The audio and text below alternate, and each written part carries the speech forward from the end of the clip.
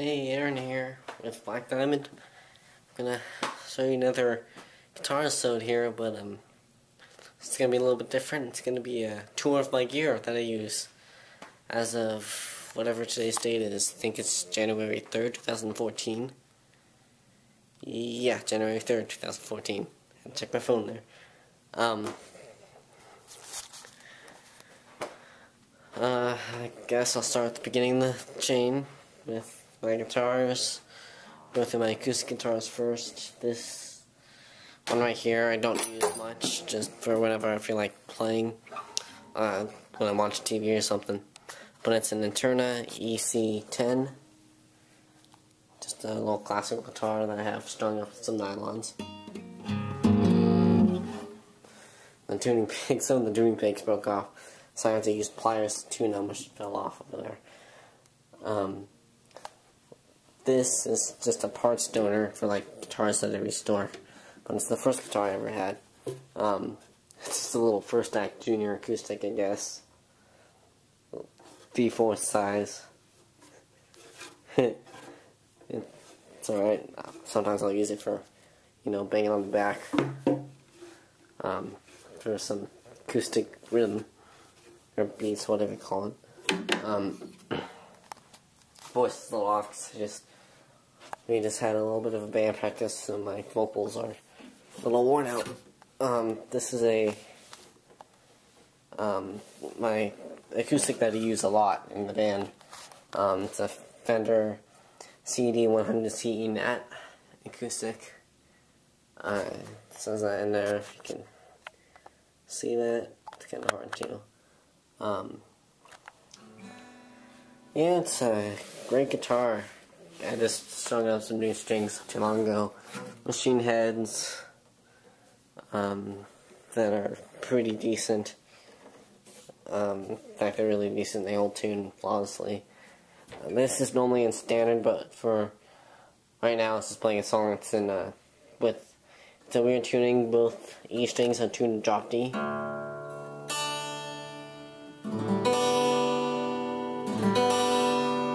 Kind of a cool chord you can play there. So that's that one. Now let's go on to my electrics. Start with this. I don't use it much, only when I'm like playing Guns N' Roses or something like that. It's in a half step down, because this is tuned a half step down. But it's just cheap beginner Epiphone Les Paul Special 2 guitar with whatever machine heads these are, or not machine heads, tuners these are. They're just cheap little die-cast tuners. They work. I don't seem to have a problem with them. A lot of people say they have problems with them, but these ones seem to be fine. Seth, though, just got a SG special that he's going to modify for Christmas, and it has the same tuners, but they're way cheaper quality than those ones, so I don't know what happened there. And then this is my main, I'll go to this one. This is my Kansas, whatever it is, $100 guitar, but it's made out of basswood, but it's great. It's got machine heads, bolt-on neck. That one's a bolt-on too. But it's got, I did some modifying. I put a Seymour Duncan distortion pickup in it, as you can see there. Not the best light right here. This is in drop D. It might be out of tune because I just used it, but this is in drop D. I keep the I normally use the bridge pickup. That's all I use on it, really. Then let's go to my main guitar. It's in standard tuning. This is my favorite electric guitar that I own. It's a Squier Affinity strap, but I modified the crap out of it with major modifications to the tremolo system. I have it floating right now. It's a floating tremolo, if you can see that. So I can, do like a Floyd Rose thing with it. And then that's the standard HSS strat. I put an ESP humbucker pickup in there. I think that's actually a Bellcat. I think that's the brand ESP uses. I still have an ESP guitar, so, or an LTD guitar. I got a black pickguard just to make the colors look cooler. It's my full-on metal guitar in there, with, you know, the extra picks on the back, the headstock, machine heads, of course. Gotta keep in tune.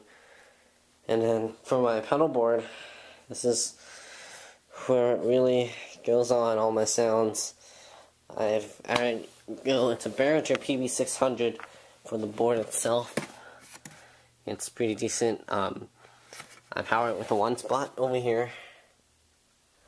But I have my guitar going in there through the cord. I don't use any wireless systems. I like cords way better than wireless. I don't really have a preference to what kind of cord I use though. I just use any cord that works, basically. And then these are just the standard patch cables that came with the board. Same with the daisy chain, except for the one spot power supply which I'm using. But from there it goes out to my effects, and I go into a Behringer KE-230 chromatic tuner, which tunes my guitars just fine. It's got also, you can plug it into bypass, so you don't have to have it cut off the signal while you're tuning, but I have it through the regular standard out, because I like to have it cut off when I'm tuning for live performances. Then I have my Crybaby standard wah-wah pedal. Great wah-wah pedal. Everyone knows about the Crybaby. Then I go into my Boss Distortion DS1, first pedal I ever owned, and I still use it on my board today. Imagine that. I use it for, like, I have it toned kind of medium distortion right now, in the field that it runs. It's not too hot of a distortion, so I use it for kind of like classic rock kind of sound, like Zeppelin or something like that. And then for my metal tones, I bought this pedal the other day. It's the Mega Distortion by Boss MD2, which I can definitely crank some metal tones out of it. It's an insane pedal. I love the sounds I can get out of it. It sounds great with my drop D guitar with the Seymour Duncan in it. It's meant for those the low notes, and it's a phenomenal pedal for metal, if you're a metal player, for sure. Then I got my Behringer Superfuzz FS300, which I don't, or it's SF, I should say, sorry, 300. I don't use it too much, just when I want, like, maybe a Hendrix sound or something. Yeah, and then I have my digital multi-effects by Behringer FX300. I mean 600. It's just too confusing. But it has multiple effects. It has pitch shifter, focus camera. Anyway, it has pitch shifter, tremolo, delay, phaser in there. Chorus and flanger.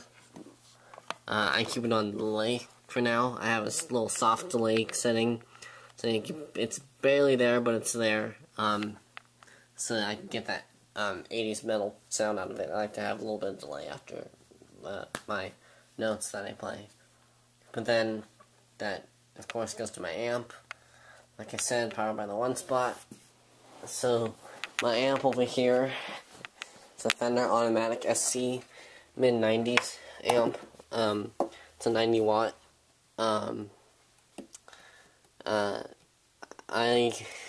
My settings for it, I have the bass real low and the treble all the way up. I like to get that really high-end sound, but I have it set up on the clean channel, so that's what I use my effects for.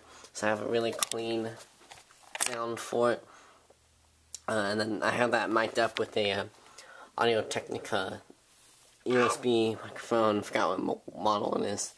It's 24 or something. I don't know, something like that. But it's an Audio-Technica USB microphone, condenser microphone.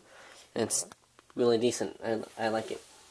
I've recorded many vocals with it and stuff. It's a great all-around mic. Runs about $70. That's that. For a backup amp, in case something goes with that, I have over here a Fender Frontman 25R, which is 25 watt Fender amp. That's a 1x12. That's a 1x10, I think. Yeah. It's alright. I have reverb on both of them, about 4.5. Is what I like to have of that. Spring reverb, of course.